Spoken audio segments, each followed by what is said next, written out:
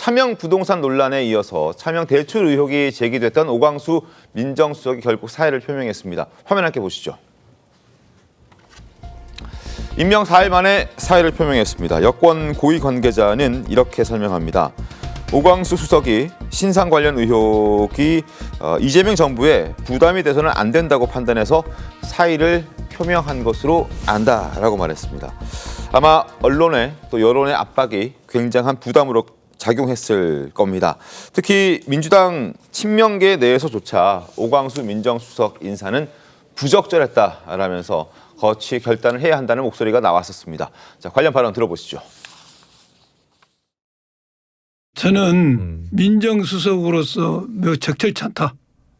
한마디로 표현 적절치 않다는 생각이 들고 이것이 앞으로 이 국민주권 정부의 인사검증의 바로미터가 될 것이다. 본인이 봤을 때 스스로 떳떳하지 못한다면 이제 본인이 결정해야 될 문제고.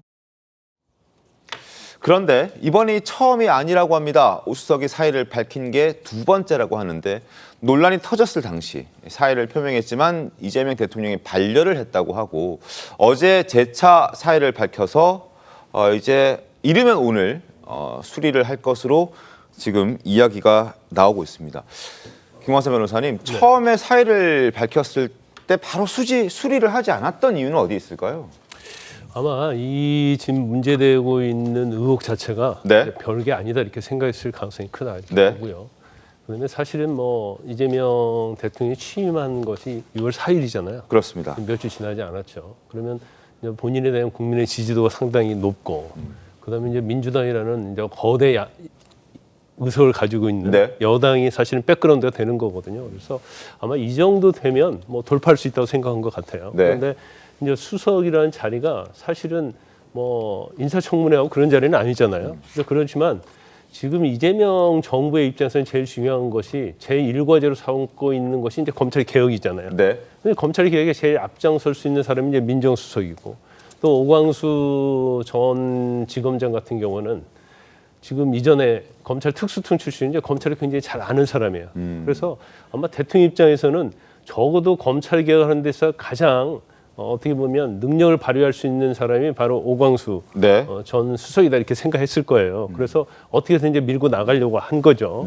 그래서 신뢰까지 주려고 했는데 결과적으로 보면 이제 의혹이 한 가지가 아니고 더군다나 한 두 가지 나오면서 그 내용 자체가 그냥 의혹에 불과한 게 아니라 이게 저축은행법 위반이랄지 뭐 여러 가지 특경법 사기랄지 범죄 행위에 해당되는 것이고 이 내용 자체가 그냥 뭐 언론에서 문제가 제기되는 것이 아니고 민사소송 판결에 있거든요. 이게 너무나 명확한 거예요. 그러니까 아마 계속적으로 수석으로서 어떤 같이 가려고 했다가 뭐 제가 볼 때는 이제 사의를 받아들였다 이렇게 볼 수 있을 것 같습니다.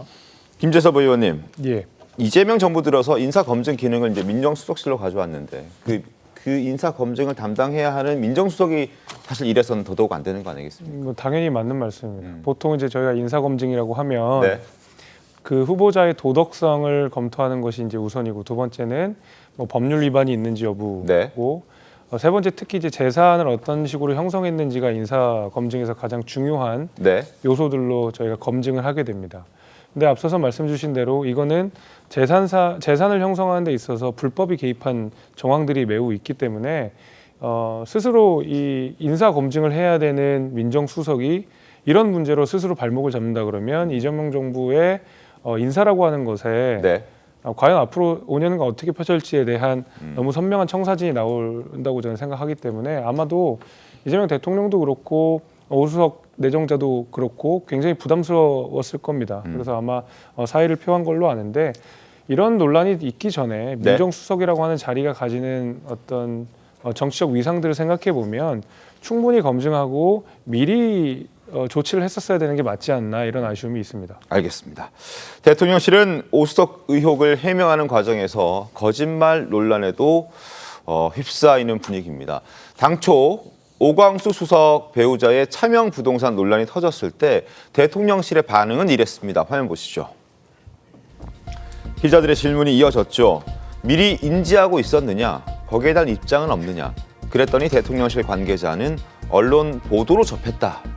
그 전에 몰랐다는 얘기를 한 겁니다. 그리고 다른 질문에는 오 수석 본인의 입장으로 가름하겠다. 그리고 인사검증 과정에서 확인을 했을 텐데 큰 문제는 아니라고 봤느냐라고 했을 때는 답변을 피하는 듯한 조금 더 확인해 보겠다라는 입장을 밝힌 겁니다. 그런데 오늘 아침 경향신문을 봤더니요. 대통령실이 검증 과정에서부터 이 차명 부동산 의혹을 보고받았음에도 불구하고 묵인했다는 보도가 나왔습니다. 대통령실 오광수 차명 부동산 알고도 묵인했다라는 보도가 실린 겁니다. 본인이 직접 설명을 했고 대통령실에서 저는 이러이러한 문제가 있습니다라고 밝혔음에도 불구하고 대통령실은 괜찮다라고 했고 임명을 강행했다는 이야기입니다. 김준우 대변인 어떻게 보셨습니까? 일단 본인이 인사 검증을 하는 과정에서 네. 스스로 이 부분에 대한 얘기를 했었을 가능성이 전 높다고 봅니다. 이 정도 문제를 특히 20년도인가요? 그때 이 법원을 통해서 이 소유권을 다시 찾아온 만큼 이제는 그 부분에 대한 재산 등록을 해야 되는 상황이 이제 오기 때문에 아마 그 당시에 2013년도인가에 검찰 재직 당시에 하지 못했던 재산 신고를 이번에 했을 때 갑자기 생긴 재산에 대한 소명이 분명히 필요했을 부분이 있기 때문에 아마 얘기했을 텐데 그러면서도 충분하게 본인 소명이 이루어졌는지 여부는 네. 좀 확인해 볼 필요가 있습니다만 아마도 이 부분에 대해서는 누락되었던 부분에 대한 또 특히 당시에 소유권을 가지고 있지 않았었기 때문에 누락됐던 부분에 대해서 대통령실에서도 이 부분은 좀 인정하고 넘어갈 수 있는 게 아닌가 이런 생각을 가졌을 수도 있습니다. 다만 이제 그 당시에 본인이 이 과정을 이 네. 재산 관련된 부분을 소명하는 과정 속에서 네. 새롭게 불거진 그 대출권 있잖아요. 대출권. 네. 그 건까지도 같이 얘기했는지에 대해서는 뭐 언급되어 있지 않아서 네. 자세한 내용을 알 수 없습니다만 만약에 당시에 소명했던 내용과 그 이후에 추가적으로 불거진 이 의혹들이 다르다면 그렇다면 또 오광수 수석 본인에게 또 그 책임이 있을 수 있다. 이것은 대통령실에서 일단은 본인의 소명을 우선적으로 네. 듣고 판단했을 가능성이 있기 때문에 그 이후에 발생된 의혹에 대해서도 어떤 과정들이 있었는지 한번 얘기를 좀 들어볼 필요가 있을 텐데 뭐 어떻든 간에 지금 이제 인사 검증을 총괄해야 되는 민정수석의 자리에서 네. 이런 문제 본인의 이런 그 과거에 있었던 일들 이런 부분들에 대한 검증이 부적절했다, 불확실했다라는 것 때문에 이렇게 지탄을 좀 받는 비판을 받는 부분이 있다라는 것은 본인으로서도 굉장히 뭐 스스로 얘기한 것처럼 부끄러운 일일 것이고.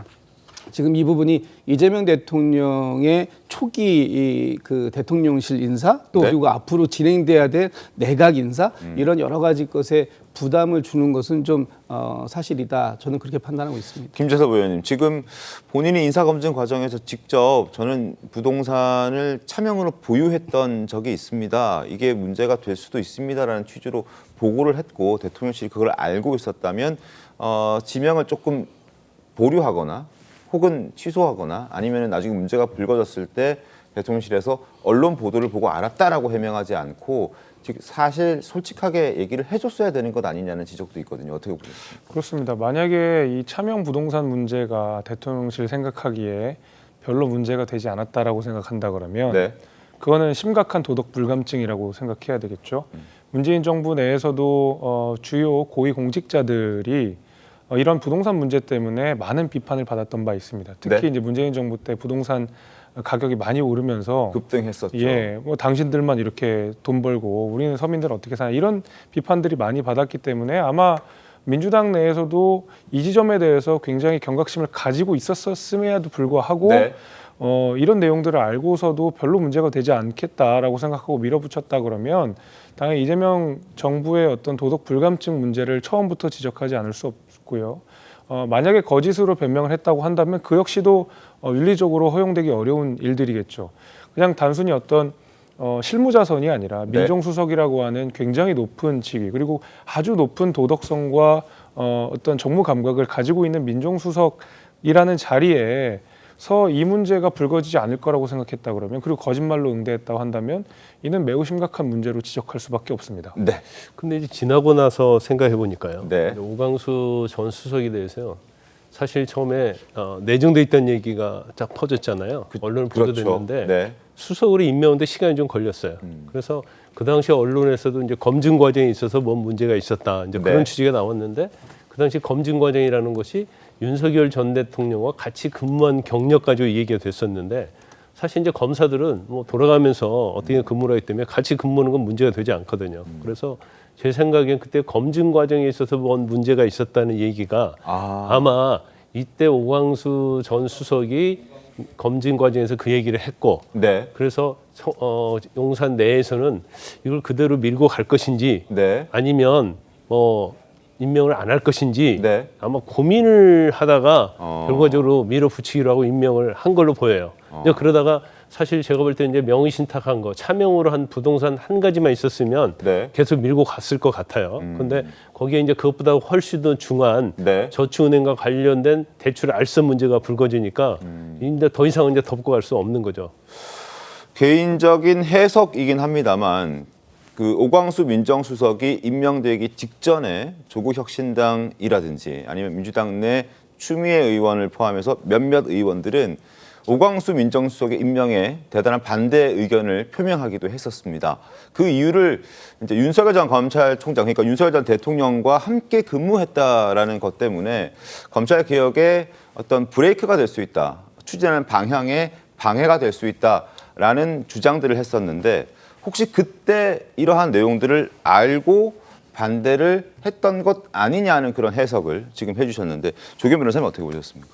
꼭 그 문제만은 아니었을 것으로 보고요. 실제 이재명 정부에서 검찰 개혁은 가장 중요한 과제이기 때문에 네네. 통상 해석되기에 특수부 검찰 출신이 검찰에 칼을 대기는 어려울 것이다. 검찰 조직의 생리상 결국 이 조직적으로 반발하고 저항할 경우에 누구 편을 들겠느냐. 검찰 편을 들 수밖에 없는 것이 특수부 출신 검찰의 한계다.